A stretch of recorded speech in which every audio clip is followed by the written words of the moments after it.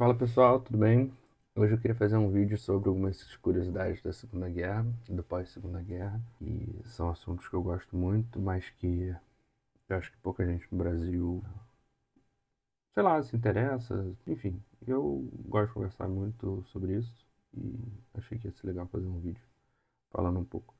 Uma das coisas que eu acho mais interessantes nesse nessa temática toda é que tem uma operação no pós-Segunda Guerra, porque logo que a Segunda Guerra termina, né, que a Rússia, né, a União Soviética e os Estados Unidos lutaram como aliados na Segunda Guerra, as tensões da Guerra Fria que dava início já estavam ali completamente instaladas, né? Então, cara, uma coisa que é muito pouco falado é que logo após o fim da Segunda Guerra começa uma corrida científica, não uma corrida científica comum, mas uma corrida para capturar os cientistas, capturar não, para trazer os cientistas nazistas que estavam na Alemanha para trabalhar nos respectivos países dos Estados Unidos e da União Soviética.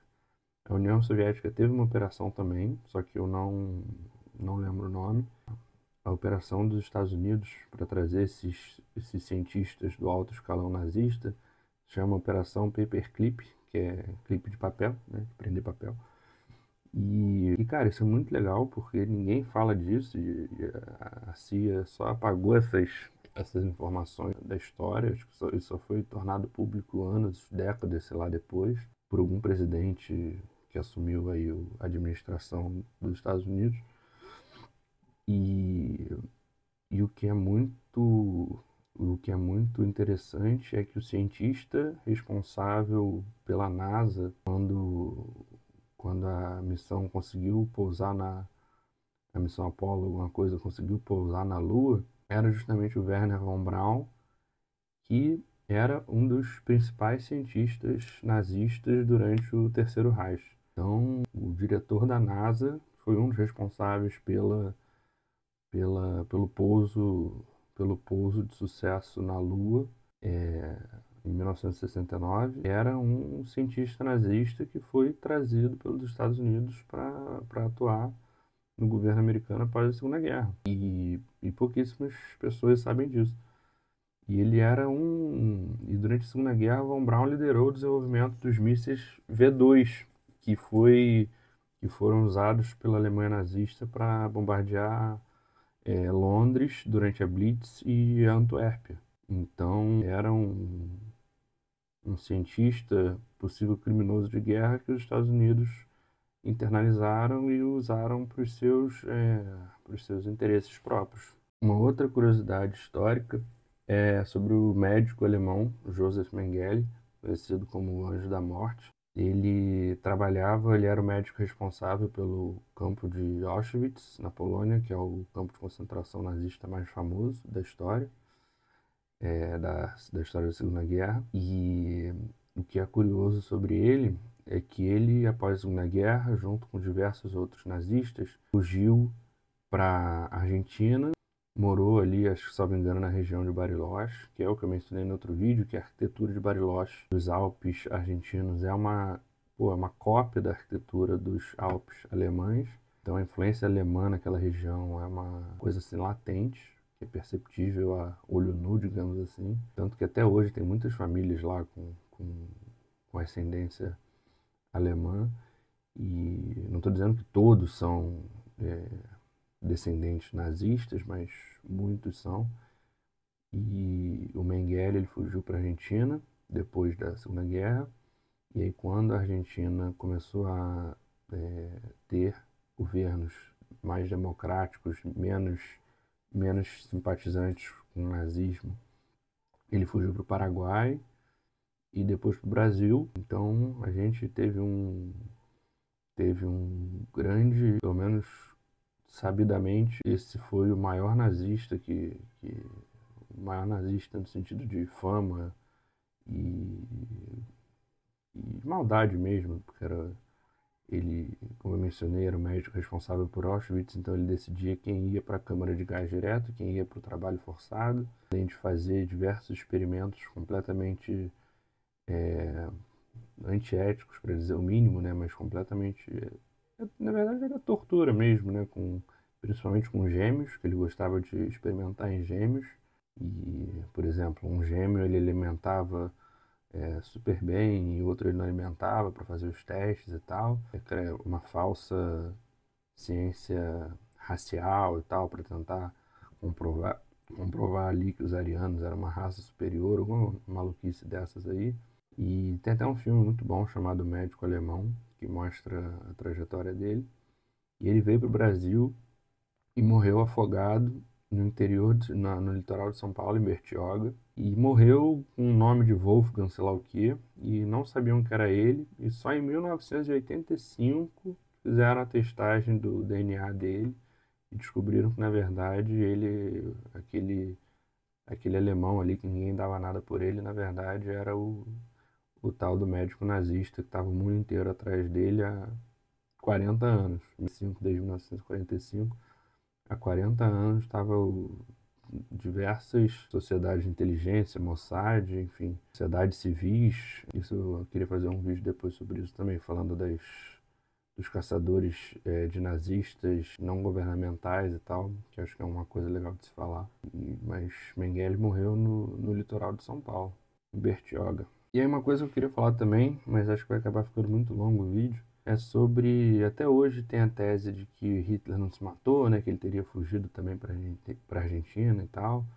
Porque Mussolini, quando Mussolini foi morto, o corpo dele foi exposto em praça pública, foi, enfim, espancado, foi totalmente violado e tal, como forma de demonstrar a raiva da população. Só que, na minha humilde opinião também, o perigo do Hitler, que Hitler, obviamente, teve uma força, um alcance, um apelo muito maior que Mussolini, até global, tanto que até hoje tem, pô, neonazista espalhado pelo mundo inteiro, um bando de desocupado.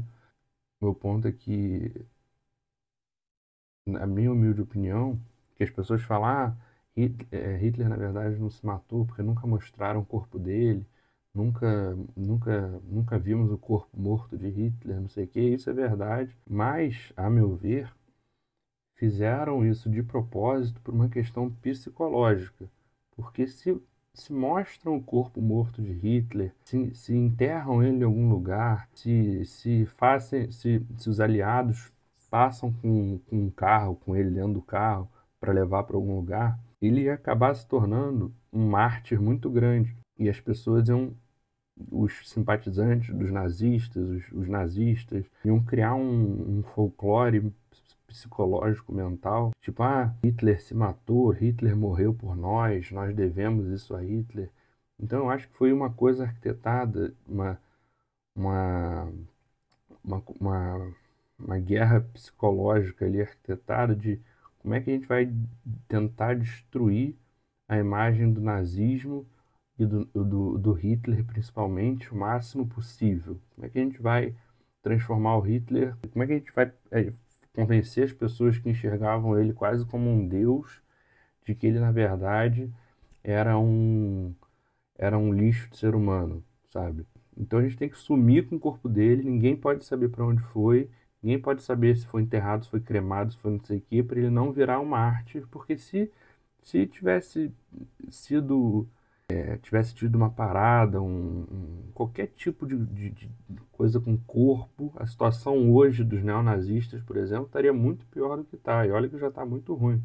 Por que que, por exemplo, na Coreia do Norte, esses países que estão em conflito direto com os Estados Unidos, seja a Rússia, o Irã, esses países assim, para os Estados Unidos não é impossível matar um chefe de Estado de um país que é conflituoso com os próprios Estados Unidos.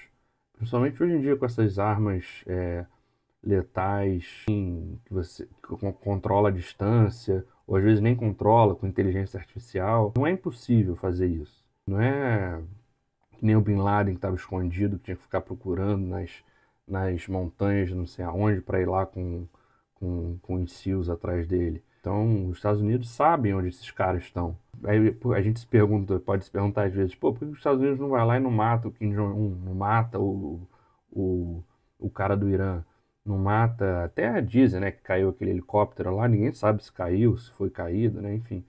Mas o meu ponto é, porque isso falando isso tudo, porque assim, você corta a cabeça, é que nem aquela história da mitologia grega, salvo engano.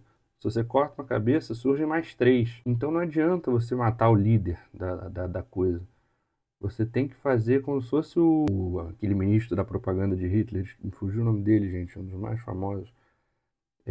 Você tem que destruir a imagem da pessoa para o povo não apoiar mais aquele regime e aí você conseguir derrubar aquele regime, como se fosse isso. Quando os aliados venceram, não bastava você simplesmente acabar com o nazismo na prática. Você tinha que mostrar para o povo alemão por que o nazismo era um absurdo.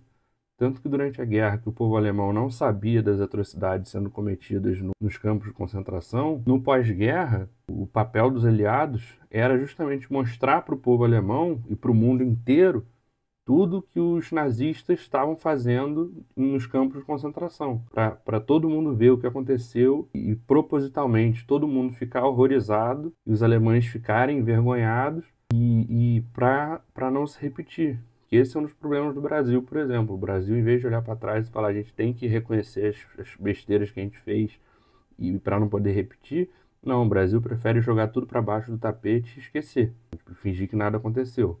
Mas lá não, lá eles pegaram todas as fotos, todos os documentos, tudo que eles conseguiram pegar em todos os campos de concentração e criaram infinitos, pô, museus, é, lugares de lembrança, memoriais, todas essas fotos estão, praticamente todas as fotos estão disponibilizadas ao público na internet, nos arquivos públicos, qualquer lugar que você for, você consegue ver essas fotos. Então, a forma de pensar, o que você tem que mudar nas pessoas é a opinião o que você tem que mudar é a opinião das pessoas, não é simplesmente o governo. Matar ou tirar o líder do governo, matar o governante é simples. Agora, mudar a opinião das pessoas, esse aí que é o grande pulo do gato. Valeu, gente. Obrigado.